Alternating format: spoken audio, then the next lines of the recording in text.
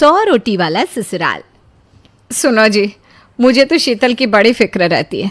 उसका ध्यान तो बस घर के बाहर दोस्तों के साथ घूमने फिरने में ही रहता है। उसे कुछ बोलो तो एक नहीं सुनती। मैं तो कहती हूँ इसकी जल्दी शादी वादी करवा दो, वरना लड़की हाथ से निकल जाएगी। तुमसे ज़्यादा चिंता है मुझे शीतल की शादी की। कल ही वो रामपुर वाले मौसा जी को फ़ोन भी किया था। बता रहे थे एक लड़का है नज़र में, उनका अपना घर है और लड़का भी अच्छा है। अरे तो फिर बस बात चलाओ ना, एक बार देखे तो सही लड़का और घर बार कैसा है। कौन से लड़की की बात चल रही है यहाँ? तुम्हारी शादी की बात चल रही है बेटी।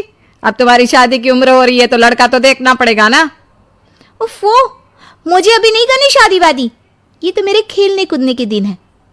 बहुत खेल कूद ली तुम, अब घर के काम धाम सीखने की कोशिश करो, समझी? ससुराल जाकर हमारी नाक मत कटवा देना। सब्जी काटनी तो आती नहीं इसको, तो नाक ही कटवाएगी। अरे मैं इसे शादी तक अच्छे से सब सिखा दूंगी। आप तो बस उस लड़के से इसकी शादी के बाद चलवाओ। कुछ दिनों बाद कुणाल और उसकी माँ शीतल को देखने घर आते हैं। कुणाल दिखने में बड़ा ही स्मार्ट होता है। शीतल तो उसे देखती ही रह जाती है। देखो जी, हमारी कोई डिमांड तो है नहीं, बस हम चाहते हैं कि लड़की घरेलू हो, घर के सारे कामकाज संभाल ले। अब आपके परिवार में तो बस 3 ही लोग हैं, पर हमारा तो खूब भरा पूरा परिवार है। बाकी हमें लड़की के घूमने फिरने दोस्तों से मिलने से कोई दिक्कत नहीं है। घर का काम करने के बाद जो चाहे सो करे। अरे वाह, ये तो इतने बढ़िया लोग हैं। लड़का भी इतना स्मार्ट है और ऊपर से इन्हें मेरे घूमने फिरने से भी कोई दिक्कत नहीं है। हे भगवान, तूने तो बिना मांगे ही मुझे सब दे दिया। बताओ जी, और क्या चाहिए हमें? हमारी तरफ से तो रिश्ता पक्का है जी।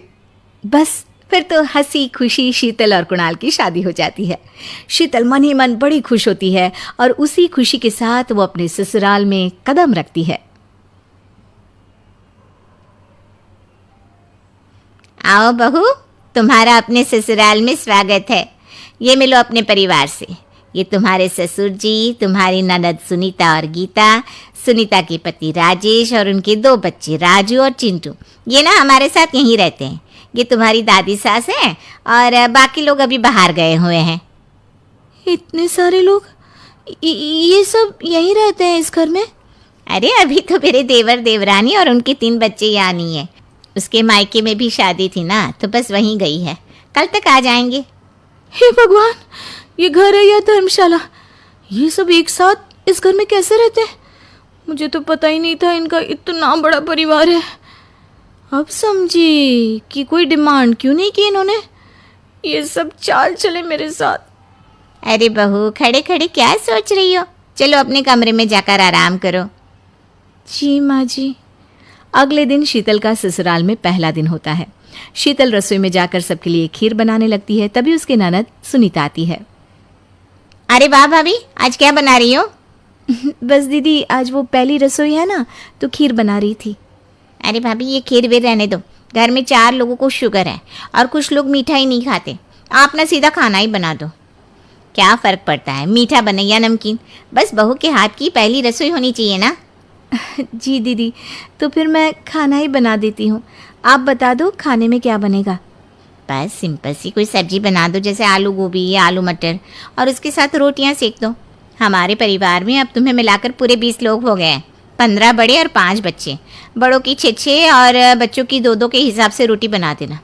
चलो मैं चलती हूँ, सब देख लेना। हाँ, बड़ों की 6 रोटी, मतलब कि 15 लोगों की 90 रोटियाँ, और बच्चों की 2 रोटी, मतलब 5 बच्चों की 10 रोटियाँ। 90 और 10 मतलब कुल मिलाकर 100 रोटियाँ। हाय, मैं तो मर गई। 100 रोटी अकेले कैसे बनाऊंगी? माँ, ये तुमने मेरी शादी कहाँ कर दी? शादी से पहले तो मैंने कभी 4 रोटी से ज़्यादा नहीं बनाई। शीतल एक बड़ी सी परात में 100 लोगों के हिसाब से आटा निकालती है और उसे गूंथना शुरू करती है। आटा गूंथते गूंथते शीतल के पसीने छूट जाते हैं। उसके बाद बारी आती है रोटी बनाने की। शीतल एक एक करके रोटी बनाना शुरू करती है और 10 रोटी बनाते ही अपनी कमर पकड़ लेती है। हाय, मैं मर गई।